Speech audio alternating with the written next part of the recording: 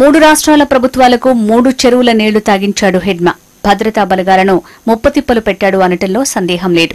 ఛత్తీస్గఢ్ సుక్మా జిల్లా పూవర్తికి చెందిన హిడ్మా 1981లో జన్మించాడు. కేవలం 8వ తరగతి వరకు చదువుకున్న హిడ్మా 1990లో అగ్రనేత కిషన్జీ సారథ్యంలో ఉద్యమంలోకి అడుగుపెట్టాడు. ఆదివాసీ అయిన హిడ్మాకు మావోయిస్టుల దళంలో సంతోష్ అనే పేరు కూడా ఉంది. హిందీ, తెలుగు, బెంగాలీ, గోండీ, కోయ భాషల్లో ఆరితేరాడు.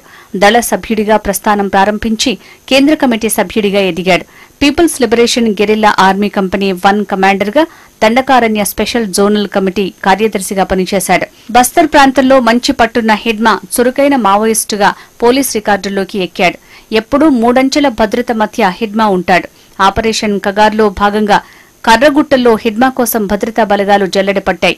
భద్రతా బలగాలకు చిక్కకుండా ఎంతో జాగ్రత్త పడ్డాడు హిడ్మా. 2023లో దండకారణ్యంలో జరిగిన భారీ ఎన్కౌంటర్లో హిడ్మా హతమయ్యాడని ప్రచారం జరిగింది. అయితే అది ఫేక్ అని తర్వాత తేలింది.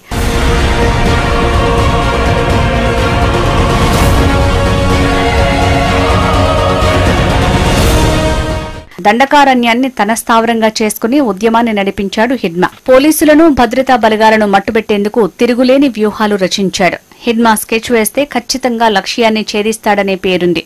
ఎన్నో దాడులు చేసిన పోలీస్ రికార్డుల్లో 26 దాడుల్లో కీలక నిందితుడిగా ఉన్నాడు.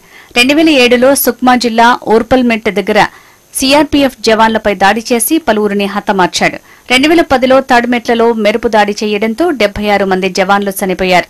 2013లో జీరామ్ ఘాటి వద్ద కాంగ్రెస్ నేతల ఊచకోతలో హిడ్మా కీలక పాత్ర పోషించాడు.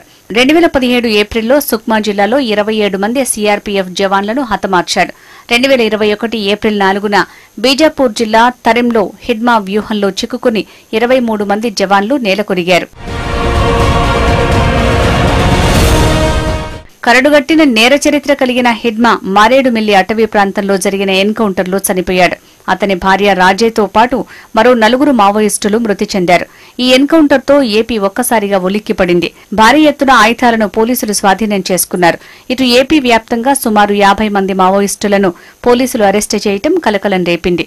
ఏపీని మావోయిస్టు రహిత రాష్ట్రంగా మారుస్తామని డీజీపీ ప్రకటించారు. ప్రజా సంఘాలు మాత్రం హిడ్మాది బూటకపు ఎన్కౌంటర్ అని అంటున్నారు. లొంగిపోవడానికి వచ్చిన హిడ్మాను పట్టుకుని కాల్చి చంపారని ఆరోపిస్తున్నారు.